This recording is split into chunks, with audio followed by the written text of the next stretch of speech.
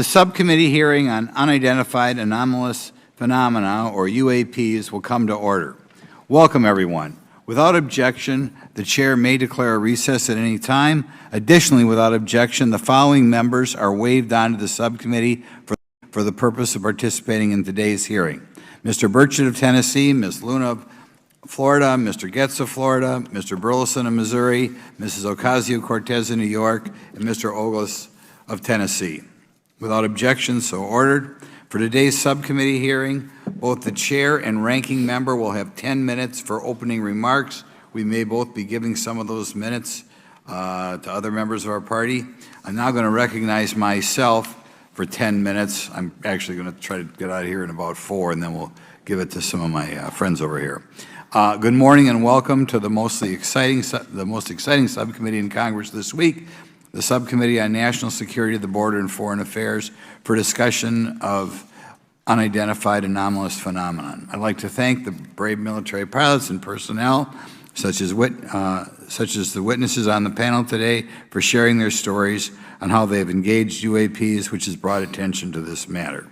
Curiosity and speculation from all walks of life have generated interest in studying what UAPs are and what threats they may pose. I will say that when I was younger in school, I read a book, a 1966 book called Flying Saucers, Serious Business, and for a while, when I was a little bit younger, I thought it was the most important issue out there. The lack of a transparency regarding UAPs, which was one of the themes of that book,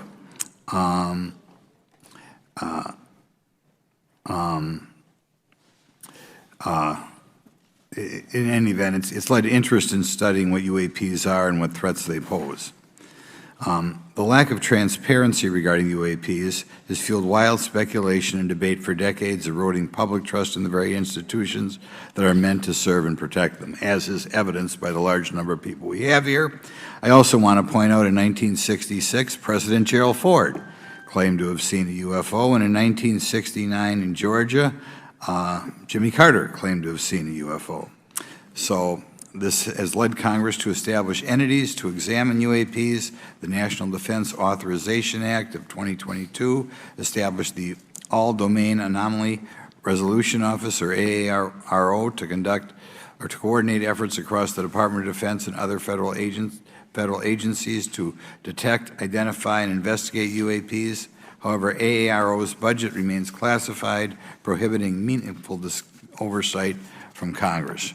In addition to AARO's efforts, NASA is leading an independent study on UAPs that will identify how UAP data is gathered from both civilian and government entities that can be analyzed to shed light on the topic. However, despite these offices being established, there lies a pressing demand for government transparency and accountability that cannot be overlooked, and that's been a problem that's been around for 50 years.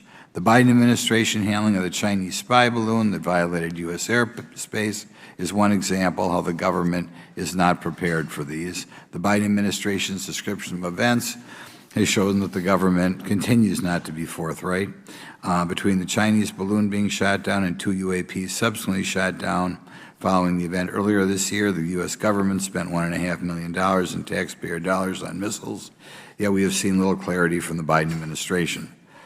We must demand transparency from the Department of Defense, our intelligence community, and our defense industry on the UAP work. We're going to ask some questions about that today. Congress recognizes the subject of UAPs is multifaceted and requires a careful, data-driven approach. Today, we'll see clarity from these witnesses' testimonies, or we'll seek clarity as to what can be done to improve reporting for military and civilians and remain committed to objective inquiry. Congress should work to ensure that knowledge is not driven by fear. Today, we are not just debating the existence of UAPs, we are deliberating on the principles that define our republic, which is a commitment to transparency and accountability. I look forward to hearing from our witnesses today about ways we can improve government efficiency and openness when it comes to UAPs. I thank each of you for your presence here today and for your dedication to safeguarding the interests of the American people. I look forward to your testimony. Now I'm going to turn it over for 2.5 or 3 minutes to Representative Burchett from Tennessee.